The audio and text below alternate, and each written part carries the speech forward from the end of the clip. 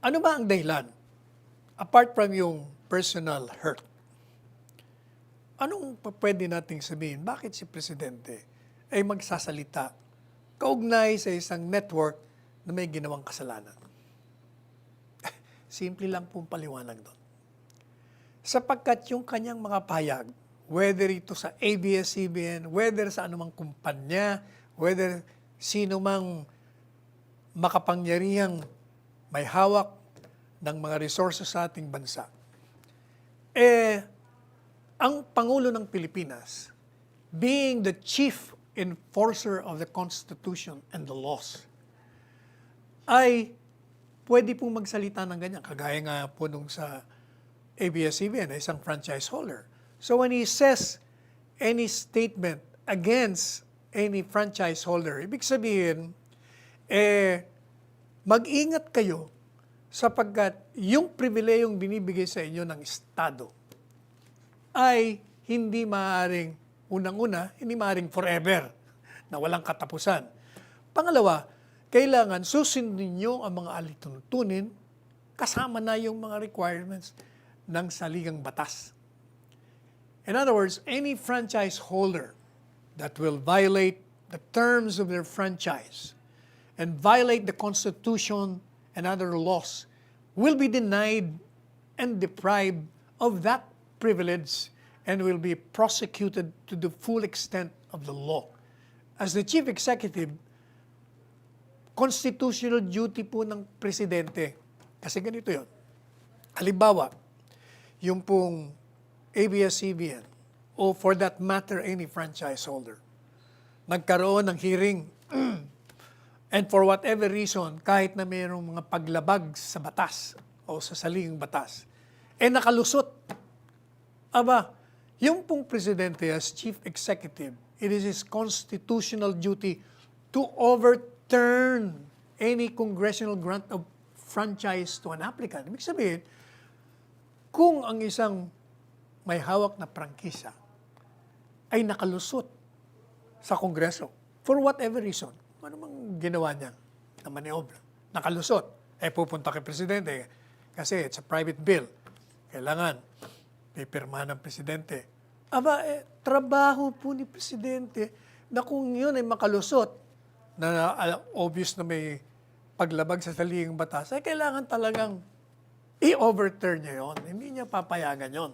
Sapagkat, if you're not entitled to that, o kaya, having been previously granted such privilege, tapos nakikita unquestionably na you violated the terms of your franchise, hindi lamang yan, binayolate mo pa yung mga constitutional requirements o yung mga iba pang batas sa labor halimbawa, sa korporasyon, sa securities, and kahit na nagkaroon ka ng paglabag, nakapasa ka sa Kongreso, hindi pwede kay Presidente. Yung po ang context ng pagsasalita ni Presidente laban sa ABS-CBN, ang pinatutungkulan niya, hindi lang ABS-CBN, lahat napapasok doon sa kontekstong yun. Now, sabi po ni Neri, kini-question niya yung hindi pagbibigay ng weight doon sa testimonya ng mga opisyalis ng gobyerno na tumistigo ron na hindi naman daw nag-violate ang ABS-CBN kaugnay doon sa mga opisina nila, like sa Bureau of Internal Revenue, nagbayad naman daw ng buwis. Sa Commission on Elections, wala naman daw nag-file ng election violation sa kanila during the last elections. Doon naman sa Securities and Exchange Commission, okay naman daw. Wala ring nilabag. Yung Department of Labor daw, wala ring nilabag. Doon lang ako nagtataka. Ang daming ang kaso paano wala nilabag. Anyway, so, bakit, despite that, sabi ni Neri, tinawag mo pa, hindi mo naman pala papakinggan ang kanilang mga testimonya. Pinakinggan. Kaya lang, hindi ka kasi abogado, Neri. Yun nga ang problema. Ang sinasabi ng technical working group, during the deliberation, alam po ninyo kagabi, nagpuyat ako para lang panuurin ko yung mga nangyaring legislative hearing sa ABS-CBN. Kasi hindi ko naman napanood nung araw-araw eh. So, pero sa internet, madali mong makita yung mga pinag-usapan nila. Nakita po natin doon na talagang sangayon sa TWG, merong violation sa constitutional requirement on citizenship. Sabi ko nga sa inyo one of these days, we will share it with you. Pero pahapyaw bibigyan natin para maintindihan nyo ng konti yung sinasabi ng Technical Working Group. Sabi niya, lumabag si Gabby Lopez sa citizenship. Bakit? Kasi, ang sabi ng komite, totoo, Pilipino siya. Yan ang sabi niya. Pero nung tiningnan natin ang record, saan ba manggagaling ang isang mamamayan na iko-consider mong Pilipino? Sa Constitution po natin, sinasabi doon kung sino ang mga Filipino citizens. At ang isa doon, sinasabi na kung ang magulang mo, tatay at nanay mo ay Pilipino, nung ikaw ay pinanganak, Pilipino ka. So, eto ngayon ang issue. Hinihingan ngayon ng prueba si Gabby Lopez. Ipakita mo sa amin na kasi Amerikano ka. Dahil inamin mong Amerikano ka. Kasi po yung sa ligang batas sinasabi kailangan Filipino citizen. Ang argument naman nila, Pilipino naman ako Amerikano ako pero Filipino rin ako. Okay, ang tanong ngayon ni Congressman Marcoleta, nasaan ang ebidensya na ikaw ay Pilipino? Kasi hindi natin nakikita sa mga dokumento mong presenta rito. Nasaan ang dokumento na magpapatunay na ang iyong mga magulang nung ikaw ay pinanganak ay Pilipino? Wala pong maipakita. Apidabit lang ng nanay. Ay hindi naman nga pa pwede yun. Kailangan. Kasi pwedeng, dahil palagi silang nasa Amerika, pareho rin ni Gabby Lopez, naging Amerikano sila. Hindi po ba? So, kailangan, hinahanap ngayon ng komite na ipakita mo sa amin na talagang yung sinasabi mong Pilipino ka, galing talaga sa lehitimong source na yung tatay at nanay mo ay Pilipino nung pinanganak ka. Hindi po na ibigay yon. So, masisisi nyo ba ang komite na sabihin, hindi ka Pilipino sapagkat hindi mo napakita yung source ng pinanggagalingan na ikaw ay magiging isang Pilipino? Hindi, maliban pa dyan, bilang abogado, of course, sasabihin ng iba, hindi, wala naman sinabi ang konstitusyon na hindi po pwede, na hindi po pwede ang Pilipino na at Amerikano, kayo naman. Alam niyo, pag sinabing Pilipino, hindi pa pwedeng Amerikano ka rin at the same time. Sapagkat, kaya lang naman nagkaroon ng dual citizenship para yung sa mga balikbayan natin, para yung benepisyo na binibigay sa Pilipino, matagal silang nandun sa Amerika, magamit nila. Pero pagdating sa mga constitutional requirement na kailangan mo talagang isang Pilipino, ibang usapan na yan. Kita nyo dun sa pagtakbo ng isang mamamayan bilang opisyal, hindi pa pwedeng hindi ka Pilipino. Di ba, dami na pong natanggal ng mga opisyalis na halal, pero pagpunta sa hukuman, makarating sa Korte Suprema, sasabihin ng Korte Suprema, hindi, bawal yan, hindi ka pa pwede. Kailangan Pilipino ka. Ano pang nakita ng mga TWG? Sa ngayon po sa report nila, yung mga provisionary depository receipts, yung PDR na tinatawag, sa kanila, mali yung ginawa. Dahil merong foreign investors na pumasok, hindi nga pa pwede yun dapat Ano pa? Gumamit din sila ng sangayon, yung napanood ko kagabi, illegal use of other platforms. Gaya po nung Macarban tawag doon. Ginamit nila, sinasabi nila na nag-block time lang daw sila. And yet, lumalabas sa dokumento, 91% pala.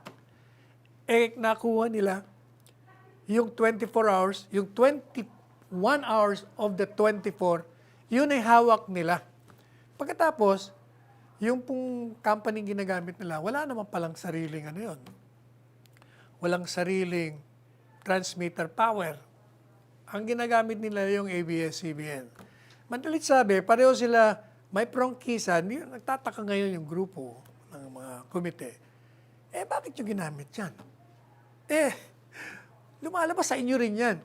Kung baga, kaliwat kanan, ikaw din yon. Kaya klarong-klaro para sa komite na talagang merong paglabag sa batas. Isa pa, sangayon sa kanila, doon po sa komite, yung pong mga nagtestigo doon, ng mga empleyado, hindi ba nagrereklamo sila? Maraming labor practices. In fact, yung isang kaso nila nasa Korte Suprema, nakarating na ron. Nanalo na sila sa baba. Nanalo sa Court of Appeals. In-appeal pa rin sa Supreme Court. At nakabinbin ngayon doon. Ano pang natuklasan? Sabi po nung komite, at during the hearing na panood po natin, tinanong sila kung magkano ang kanilang income at magkano ang tax na binabayad nila. Napatunayan po doon na sa 3 taon na nagbibigay sila ng buwis ay lumalabas na equivalent yung 3 taon nila buwis doon sa 1 taon ng GMA7. Ibig sabihin, hindi po ba ang ABS-CBN malayong mas malaking kumpanya kesa sa GMA7. Pero ang binayad ng GMA7 sa 3 taon ay humigit kumulang na 3 to 4 billion pesos. Samantalang ang ABS-CBN, sa 1 taon, ang binabayad lamang nila mga 300 million. So, ang layo. Of course, sasabihin nila, tax avoidance eh. Ibig sabihin, kahit nga tax avoidance yun. Sa halip na maibigay yung mga buwis ng gaya ng binigay ng GMA7, kinuha ninyo. That is precisely why, hindi po ba sabi natin sa inyo, kayong mga nandyan sa ABS-CBN, wag niyong sisihin ng gobyerno, wag niyong kalampagin ng gobyerno na nawalan kayo ng trabaho, sapagkat itong ABS-CBN, tungkulin po nila bilang employer na pangalagaan kayo, bigyan kayo ng kalinga. Hindi ba sabi natin, dapat pinaghandaan po ninyo yan, sapagkat 6 na taon na nakabinbin yan sa Kongreso. At alam ninyo na darating ang panahon, magkakaroon kayo ng problema. Dahil kung sa panahon nga ni Pinoy, hindi kayo nakakuha ng prangkisa, kakampi nyo na yun. Lalo na rito, sa panahon ni Presidente Duterte, na marami kayong atraso. Buti sana kung personal lang ang atraso, hindi na, natapos na nga yung personal na atraso nyo. Ang problema, during the hearing, nakita yung mga paglalabag. So, masisisi nyo ba ngayon ang komite? Kaya nga sinasabi natin, alam mo po itong dating, by the way, ito pong si Neri, dating editor-in-chief ito ng Inquirer. That is why, talagang, alam niyo naman, ang Inquirer, notoriously known for its slanted news reporting and scathing editorials against the present administration. Doon siya sumusulat. At meron pa siyang sinasabi na ito raw grupo ng mga kongresista, hindi nila naprubahan yung kanilang sinasabing wala namang paglabag sa press freedom at walang kaugnayan. Kailangan prubahan daw. Sus Mariosep ka naman. John Nery, ano naman prueba ang gusto mong pakita sa'yo ng TWG? Alam mo, kung gagamitin mo yung sentido común mo, hindi mo na kailangan ng prueba. Sapagkat, wala talagang kaugnayan yung press freedom doon sa issue ng franchise renewal. Dahil, magkakaroon lamang kung yung pagkawala ng franchise, you will be depriving people of timely news and useful information. Hindi naman sapagkat napakadami nga ng networks na nagbibigay ng balita at ng ano pa? Ng entertainment.